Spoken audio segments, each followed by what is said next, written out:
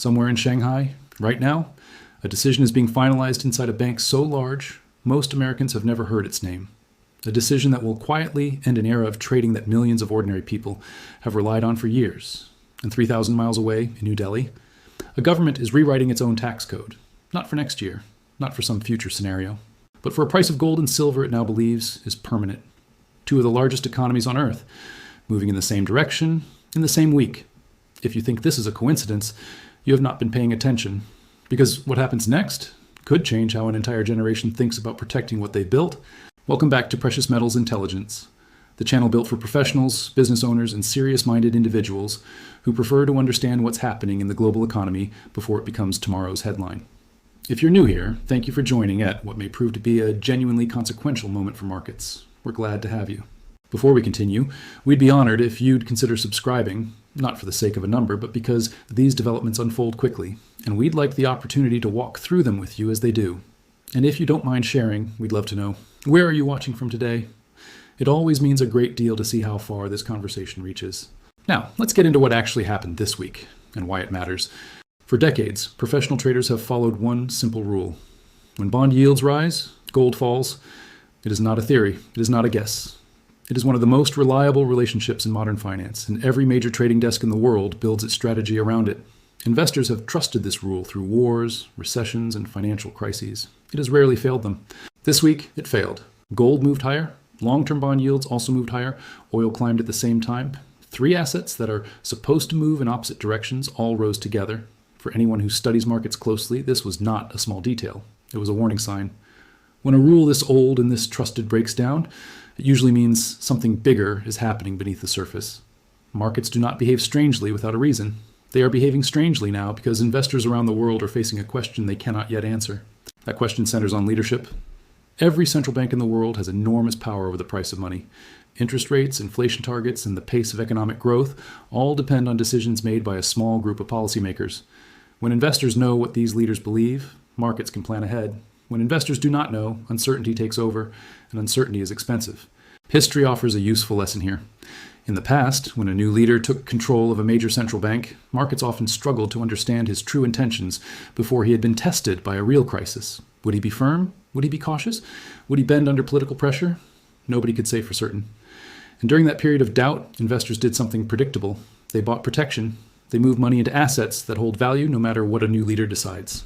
Gold was one of those assets. Its price rose sharply, not because the world was ending, but because professional investors refused to wait around and find out who was really in charge.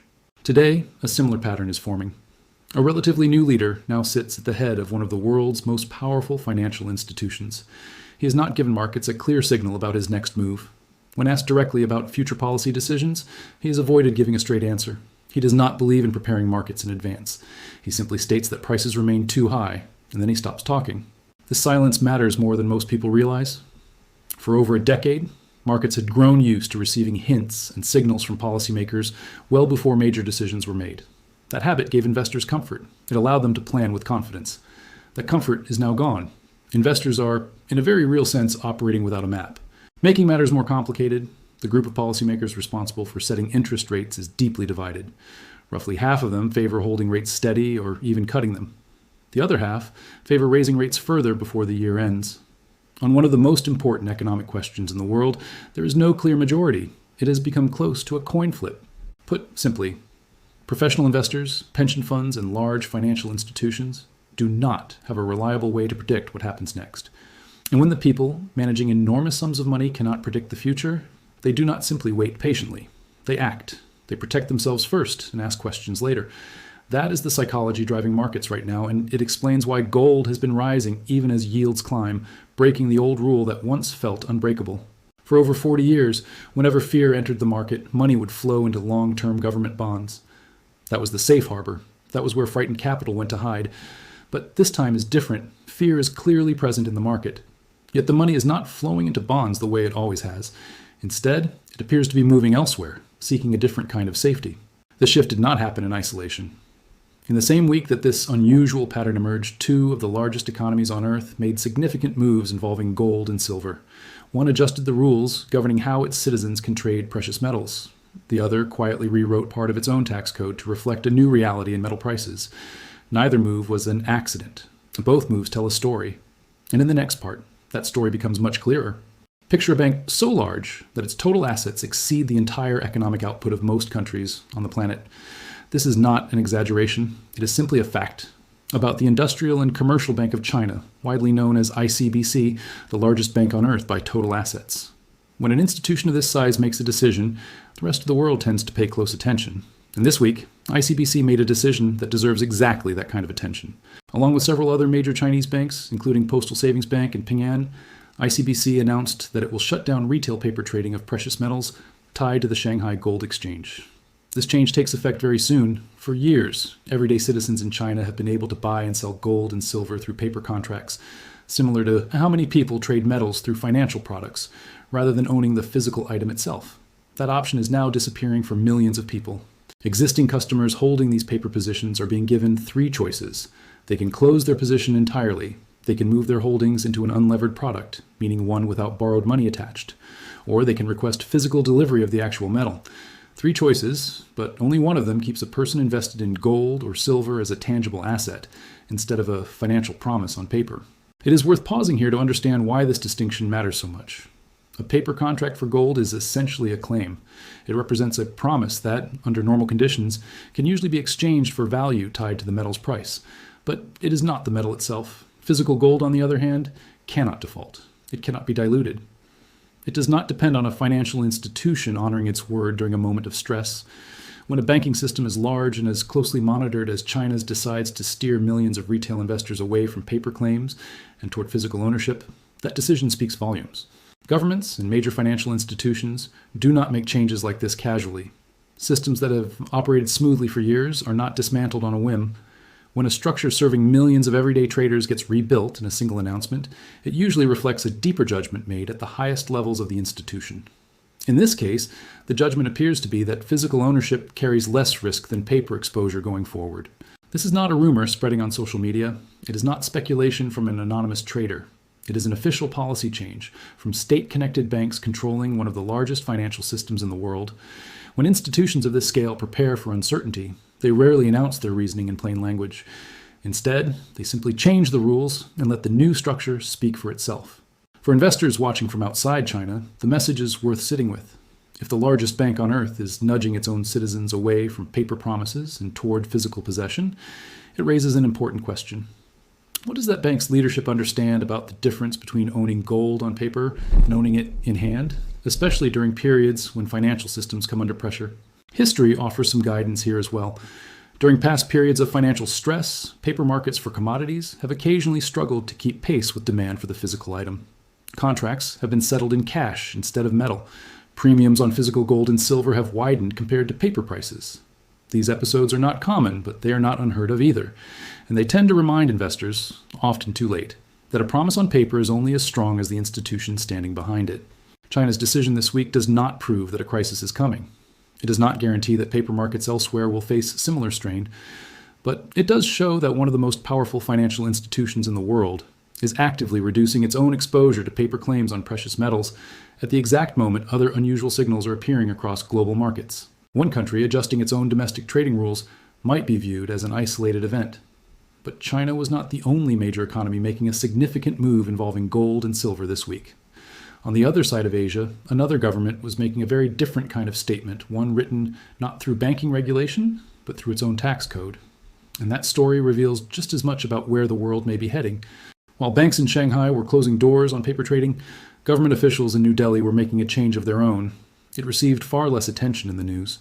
It did not involve dramatic announcements or sweeping restrictions. Instead, it involved something that sounds almost boring on the surface, a technical adjustment to a tax refund program. Yet for anyone willing to look closely, this small technical change carries a message just as powerful as anything coming out of China. To understand why, it helps to first understand how India's gold and silver trade actually works. India does not produce much gold or silver of its own. Instead, the country imports large amounts of raw metal from abroad. Skilled jewelers then transform that imported metal into finished jewelry, much of which gets exported and sold around the world. Because the government taxes imported metal coming into the country, it also offers something called a duty drawback. This is a refund paid back to exporters, designed to make sure they are not taxed twice, once when the metal enters the country, and again when the finished product leaves it. These refunds are not calculated as a percentage of current prices.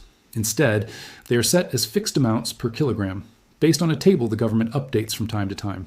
This detail matters enormously. Over the past year, the price of gold and silver has climbed dramatically, in some cases nearly doubling, but the refund table used to calculate these payments had not kept pace with that rise.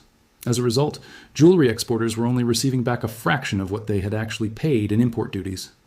The difference sat frozen as unusable capital, tied up in a system that had simply fallen behind reality. Last week, the Indian government stepped in and doubled the refund table. In plain terms, it rewrote the numbers to reflect where gold and silver prices actually stand today, rather than where they stood months or years ago. At first glance, this might seem like a routine bureaucratic correction. But consider what a decision like this actually requires. Governments do not casually rewrite official tax schedules. Doing so takes deliberation, internal review, and a level of confidence that the new numbers will hold steady for a meaningful period of time. If officials believed today's high metal prices were simply a temporary spike, the far easier path would have been to leave the old table in place and wait for prices to fall back down on their own. Adjusting the entire system implies something different. It implies that policymakers inside the Indian government have concluded that today's prices are not a passing moment. They are the new baseline. This distinction matters because of who is making the decision. India is not a minor participant in the global gold and silver trade. It stands among the largest consumers of physical precious metals anywhere on Earth, driven by deep cultural traditions around jewelry, weddings, and long-term family savings held in gold. When a government responsible for one of the largest physical gold markets in the world formally adjusts its own tax code to match current prices, it is effectively placing an official stamp on those prices. It is a government, using its own regulatory machinery, quietly agreeing that $4,000 gold is not a temporary anomaly to be waited out, but a level worth planning around. There's a broader lesson buried inside this seemingly small policy update. Central banks and finance ministries rarely announce their true views through press conferences or public statements. Politicians choose their words carefully, often for reasons that have nothing to do with economic reality. But administrative decisions, the kind buried inside customs notifications and refund tables, tend to be far more honest. They reflect what officials genuinely believe, because these decisions carry real financial consequences if they turn out to be wrong. So while the world's attention was focused elsewhere this week, India made a quiet admission through its tax code. It was not a headline, it was not a dramatic speech, it was simply a number, updated to match a new reality that officials in New Delhi appear to already accept. Two of the largest economies on Earth. Two very different types of policy decisions. One reducing exposure to paper claims on precious metals, and the other formally recognizing today's elevated prices as the standard going forward. Not a temporary distortion to be endured. Individually, each of these moves might be dismissed as routine. Together, they form a pattern that becomes very difficult to ignore. And when this pattern is placed alongside everything else happening in financial markets this same week, a much larger and more urgent picture begins to take shape. When one country makes an unusual policy decision, analysts often treat it as a local matter, shaped by its own domestic pressures. But when two of the largest economies on Earth make separate yet aligned decisions about the same asset class in the very same week, the explanation becomes harder to dismiss as coincidence. China moved to steer its citizens away from paper claims on gold and silver toward the physical metal itself. India moved to formally recognize today's elevated prices as permanent, not temporary. One decision addressed supply and trading structure. The other addressed price and government policy. Together, they point in the same direction. This alignment becomes even more significant when placed next to voices from inside the global financial system. A senior executive at one of the largest banking institutions in the United States recently gave an interview that received far less attention than it deserved. He stated plainly that he would not buy stocks or long-term government bonds at current valuations. On the subject of long-term Treasury yields specifically, he went further, suggesting that even if inflation eventually falls back toward target levels, yields on 10-year government bonds should still remain elevated, somewhere between 4 and 4.5%. This is not a casual opinion. It came from someone whose institution sits extremely close to the machinery of the bond market itself. When a person in that position volunteers a view like this without being pressed, experienced observers tend to listen carefully. At the same time, inflation data released this month appeared on the surface to offer some relief. Headline inflation figures showed signs of cooling, but a closer look at why those numbers improved tells a different story. Energy prices had fallen earlier in the year, largely due to temporary disruptions in global oil supply routes. Those disruptions have since reversed. Tensions affecting a critical shipping corridor, along with new threats to alternative export routes used by major oil producers, have pushed crude prices back upward by roughly 30% from their recent lows. This means the very factor that made headline inflation look better is already fading. Underlying inflation, the kind that strips out temporary swings in food and energy, has remained stubbornly above target for more than 5 consecutive years. The apparent improvement in the headline number may prove to be short-lived. Layered on top of all of this is a detail from inside the trading world itself. Data tracking short positions in major gold exchange-traded funds shows that bearish bets against gold spiked sharply this week, reaching levels not seen in several years. In simple terms, a meaningful number of traders positioned themselves for gold prices to fall at the exact moment China was closing its retail paper trading window and India was rewriting its tax code around higher prices. History offers a caution here. Periods of extreme, one-sided short positioning in gold have, more often than not, preceded sharp upward price movements rather than continued declines. When too many market participants bet in the same direction at the same time, the setup for a sudden reversal tends to increase. Individually, each of these developments might be explained away. A bank executive shares a personal opinion. Inflation data shows temporary noise. Traders adjust their positions based on short-term signals. But viewed together, a coherent picture begins to form. 2 major economies are quietly repositioning around a world where physical ownership matters more, and elevated prices are treated as the norm rather than the exception. A senior Wall Street voice is expressing public caution about traditional safe haven assets. Inflation pressure appears far from resolved, hidden temporarily behind a fading energy dip.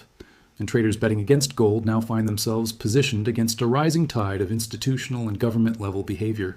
None of this guarantees a particular outcome. Markets remain unpredictable, and confident predictions should always be treated with appropriate caution. But the alignment of these signals, arriving in the same narrow window of time, from sources with very different motivations and very little coordination between them, is difficult to dismiss as random noise. What it suggests, at minimum, is that serious, well-informed participants across the world are quietly preparing for a different kind of economic environment than the one most people currently expect.